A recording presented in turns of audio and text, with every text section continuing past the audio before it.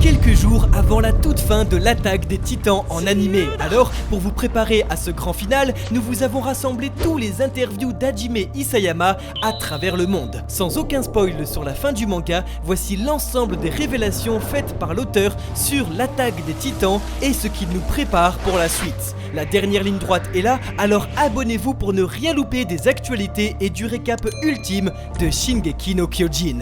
Vous êtes prêts? C'est parti! 俺は未だあの時のままその地獄の先にある何かを見ている。戸棚の隙間から世界を見ているだけなのか。生まれた時からずっと自由だ。 On en profite également pour vous partager un manga qui sort aujourd'hui et qu'il ne faut surtout pas rater. Merci beaucoup à Crunchyroll d'avoir pensé à nous pour en parler. On se retrouve juste après.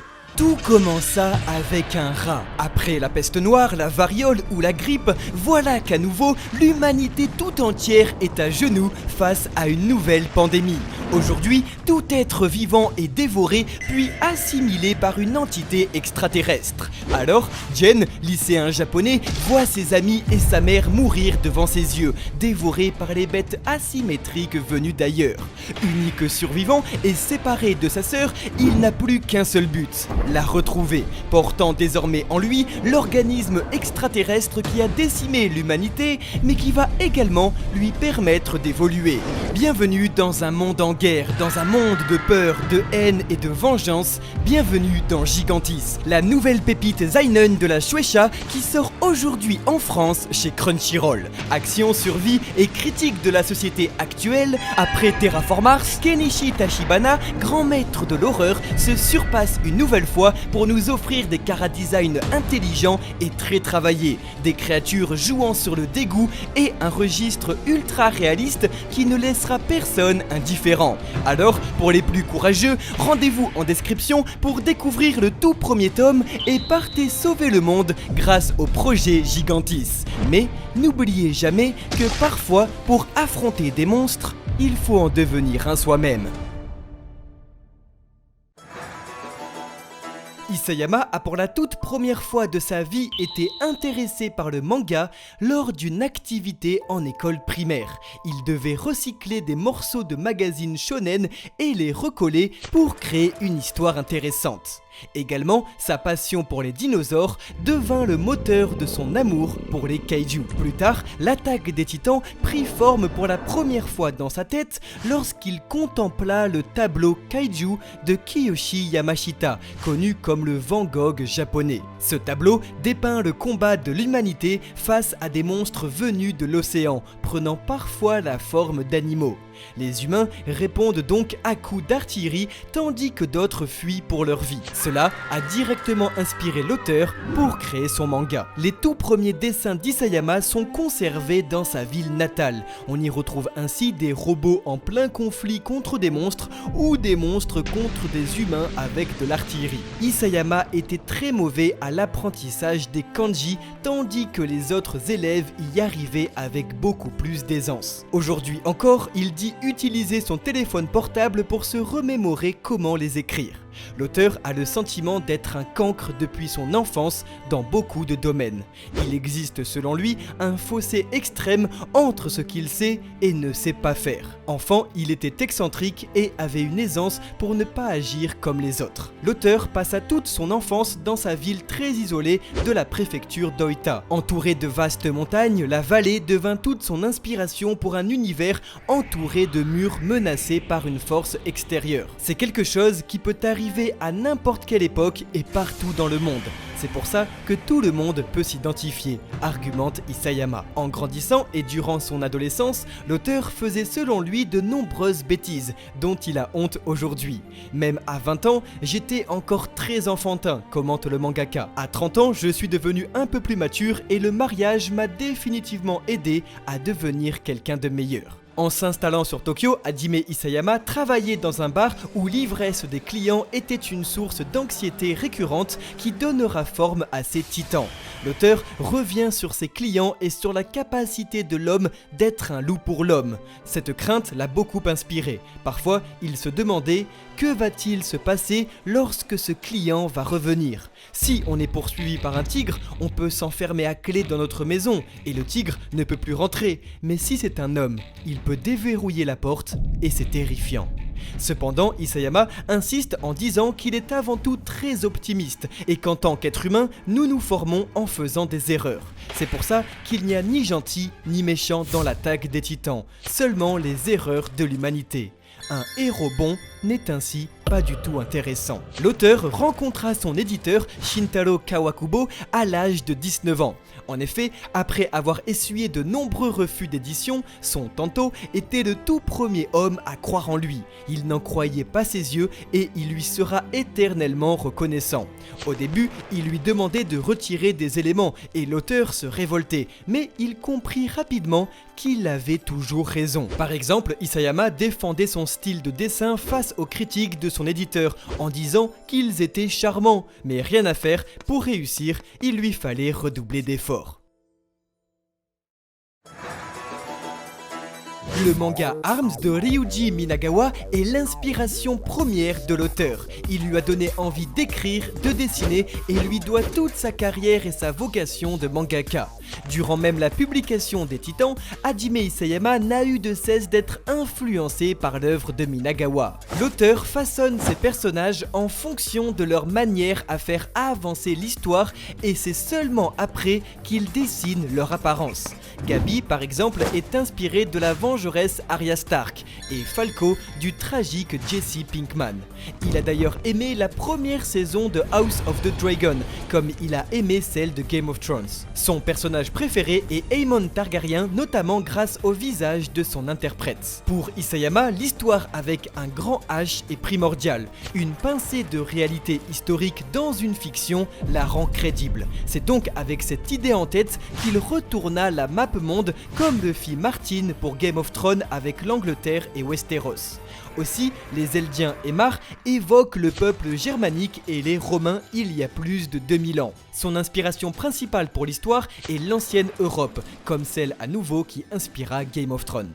Toujours sur l'œuvre de Martin, les dialogues jugés par l'auteur comme très occidentaux et pas du tout japonais de la série l'ont grandement influencé, tout simplement car on y retrouve beaucoup d'ironie, un jeu de rhétorique propre aux occidentaux qui permet d'ancrer l'attaque des titans dans une autre dimension shonen. Watchmen et District 9 sont des exemples de blockbusters l'ayant beaucoup inspiré.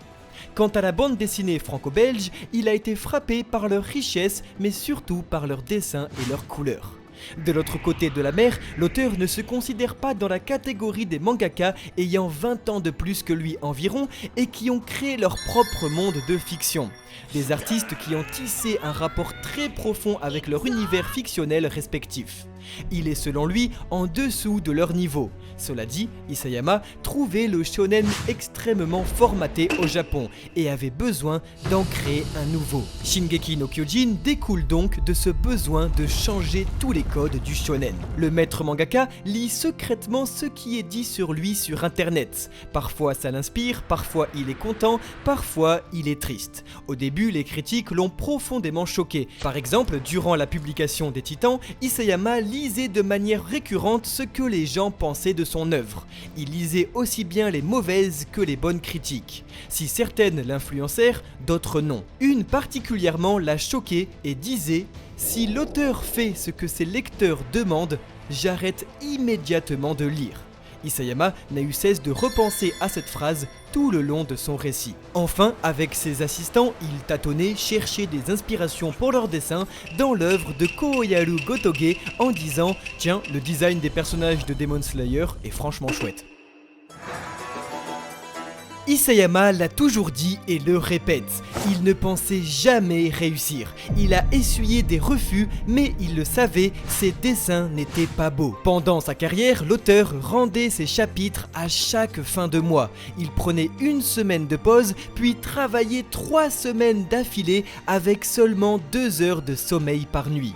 La date butoir était une telle souffrance pour lui qu'il allait jusqu'à sacrifier la qualité de ses traits pour les rendre à temps. Ses dessins étaient selon lui son gros point faible, mais il dit finalement y trouver un soulagement car il n'avait pas à convaincre son lectorat à travers sa technique, mais plus son histoire.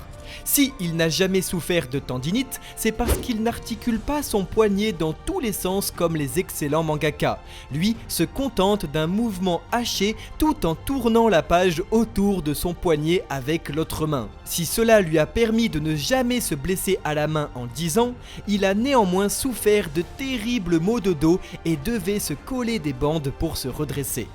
Hajime Isayama résume son travail avec l'idée de porter le fardeau de plaire à tous ses fans tout en allant contre leurs attentes. Il savait comment l'histoire devait se terminer depuis le tout début, mais ne savait pas exactement comment les personnages se rendraient au point final de son récit. Contrairement à ce que l'on peut penser, l'attaque des titans n'est pas du tout portée sur la vision du monde de l'auteur, mais sur la pertinence de cette histoire dans notre monde contemporain et simplement combien elle plairait au lecteur. Un jour, Shuzo Oshimi, auteur des Fleurs du Mal, lui déclara « Isayama, vous êtes un vrai sadique ». Ce à quoi il répondit « Ah bon, vraiment ?»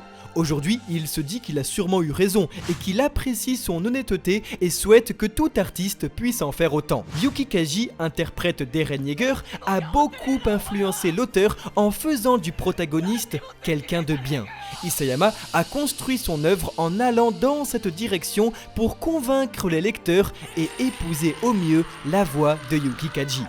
Le mangaka choisit de n'évoquer aucune romance dans son œuvre car il trouvait l'idée embarrassante et ne savait pas comment faire réagir ses personnages, d'autant plus qu'il avait peur de perdre le fil rouge de son récit en partant dans de telles directions. Après tout, le quotidien d'un mangaka c'est davantage la bataille, la guerre et l'environnement de survie, une thématique qui se retrouve à travers tout son manga. Évidemment, l'auteur ne pensait jamais que son œuvre marcherait, il était sûr à 80% que chaque chapitre allait marquer la fin de son histoire par manque de popularité. 80% car selon l'auteur, la capacité de publication est très limitée et même une fois publié, 8 fois sur 10, le manga peut être arrêté brutalement. C'est un monde cruel où il est très difficile de survivre, commente-t-il.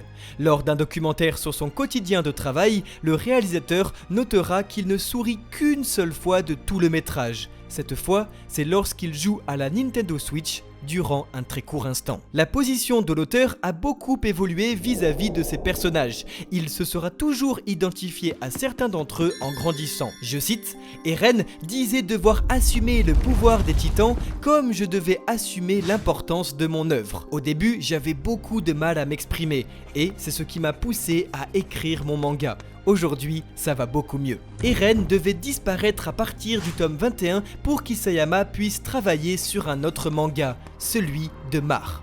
C'était autre chose, presque une autre œuvre. J'ai ressenti un énorme plaisir que je n'avais jamais ressenti avant.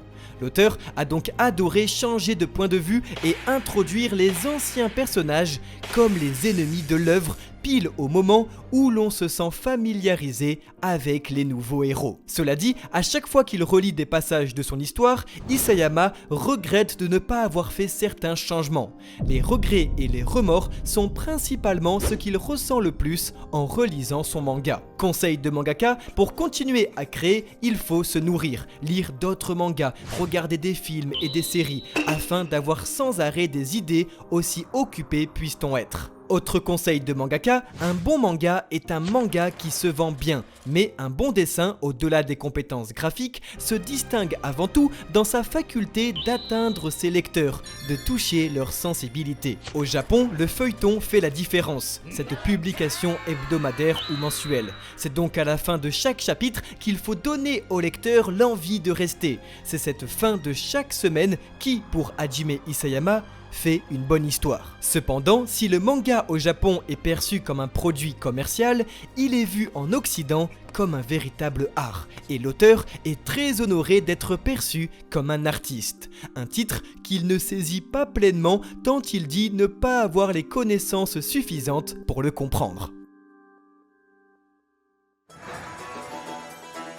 Selon Isayama, si Eren n'avait jamais rejoint le bataillon d'exploration, il aurait une vie minable et n'aurait jamais pu satisfaire ses envies. Il aurait continué à se sentir oppressé et serait mort sans avoir pu faire quoi que ce soit. Aussi, il aurait vécu 13 ans sans jamais savoir pourquoi il serait mort de maladie après avoir atteint les limites du titan transmis par son père.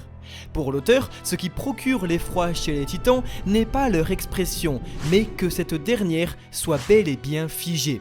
Une particularité donc liée au médium, cela traduit mieux l'absence de pensée qu'un visage impassible. Selon l'auteur, les habitants du monde des titans parlent une langue commune, celle de Mar, une langue d'oppression et de colonisation devenue le plus puissant langage du monde, faisant de lui la langue universelle. Comme avec l'anglais dans notre monde, le Mar aurait donc colonisé des Eldiens en 2000 ans, bien que leur accent soit différent. Isayama réalisera trop tard que les titans qui parlent auraient pu être des titans de sang royal, comme celui rencontré par Hills. L'auteur trouve l'idée si bonne qu'il aurait pu l'implanter dans son œuvre s'il l'avait entendu plus tôt. Cependant, il voyait les titans comme un programme informatique et les déviants comme ceux ayant un bug, un glitch, une erreur de fabrication. Eren représente la mauvaise partie de l'auteur et toute l'attaque des titans tourne autour de la nécessité de se débarrasser et de tuer cette mauvaise partie en soi. Enfin, Isayama déclare ne pas savoir ce qu'est la liberté. Si Isayama pensait ne pas avoir donné tout ce qu'il avait pour la fin de son œuvre, il déclare toutefois dans sa dernière interview avoir fait du mieux qu'il pouvait. L'auteur le redit, l'attaque des titans est une œuvre achevée et elle n'aura pas de suite. Pourtant, lors de sa venue en France, Hajime Isayama fit une annonce mystérieuse. Je ne promets rien, mais je vais peut-être reprendre la plume pour refaire une quinzaine de pages. Suite à la réaction positive des spectateurs, il déclara « Bon, maintenant, grâce à vous, je crois que je suis obligé de le faire ». Cette annonce très inattendue ne précise en aucun cas si l'auteur compte retourner sur l'attaque des titans ou bien s'il compte créer quelque chose de nouveau. Si les quelques pages laissent penser qu'il peut venir compléter un moment de son récit sans pour autant continuer l'œuvre, l'auteur peut également dessiner une très courte nouvelle. En effet, dans un précédent interview, l'auteur revenait déjà sur un possible nouveau récit, commentant qu'il ne sera cependant jamais aussi bon ou intéressant que l'attaque des titans. Aux États-Unis, en novembre dernier, l'auteur ne souhaitait pas revenir sur ces titans, mais après avoir répété combien son passage en Amérique et en Europe lui a redonné confiance sur ses capacités, il semble cohérent qu'il finisse par annoncer sa volonté d'écrire soit une nouvelle histoire, soit quelques pages supplémentaires pour Shingeki no Kyojin. En tout cas, si il n'y aura pas de suite, c'est sûr, qu'aimeriez-vous voir développé par l'auteur de manière officielle dans Shingeki no Kyojin? Qu'est-ce qui, selon vous, manque à l'histoire? Dites-le nous en commentaire. Par exemple, le mangaka a révélé qu'il aimerait beaucoup revenir sur le personnage de Levi Ackerman, mais dit que dès qu'il repense à le faire en manga, il est rapidement découragé. Nous savons déjà qu'il ne fera pas de manga d'horreur tant ce dernier affirme que si il adore les films du genre, tels It Follow ou Hereditary, cela s'arrête aux idées qui lui inspirent et se répète souvent « Je pourrais rendre ce film bien plus effrayant ». On sait également que ces 15 nouvelles pages, si elles existent, ne seront pas faites à la tablette graphique. En effet, l'auteur est très mal à l'aise avec l'informatique et pense ne pas réussir à pouvoir dessiner de cette manière. Enfin, Hajime Isayama invite les Français à dessiner du manga qui n'est pas un art réservé aux Japonais et est très honoré de savoir que les Français aiment autant son œuvre. Si ce monde est cruel car tout est éphémère et peut s'écrouler, il est aussi très beau car malgré nos différences, nous pouvons nous relier à travers une même histoire. Si même sa famille et ses amis ont douté de lui, il sera à tout jamais reconnaissant à ses fans qui ne l'ont jamais abandonné. Pour finir, Isayama, maître incontesté du manga nouveau, insiste pour avoir sa source thermale, son sauna et son bassin d'eau froide dans un futur proche. C'est ce qu'il déclare être son rêve. Pour l'instant, il garde contact avec son assistant, un certain Muneyuki Kaneshiro, auteur de Blue Lock, tandis qu'il joue au ping-pong avec son autre ex-assistant Tatsuya Endo, devenu auteur de Spy Family. Si d'ailleurs ce dernier n'a eu de cesse de le vaincre, Hajime Isayama a enfin remporté la dernière partie. Cette fois, pas de doute, c'est à son tour de faire l'assaillant. 正しいかどうかなんて考えてる暇はない。とにかく動け。きれい事で終わろうとすんな。そう。世界は残酷なんだ。